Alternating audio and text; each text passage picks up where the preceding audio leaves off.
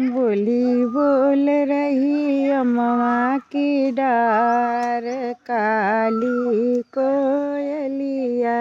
बोली बोल रही अम्मा की डार, काली कोयलिया। बोली बोल रही अम्मा की डार, काली कोयलिया।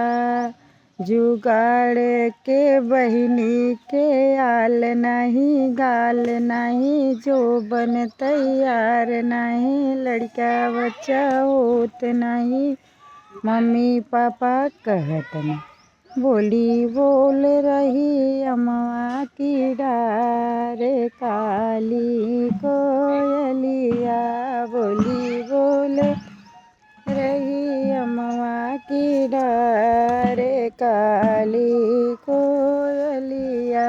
बोली बोल रही अम्मा की डार, काली कोयलिया।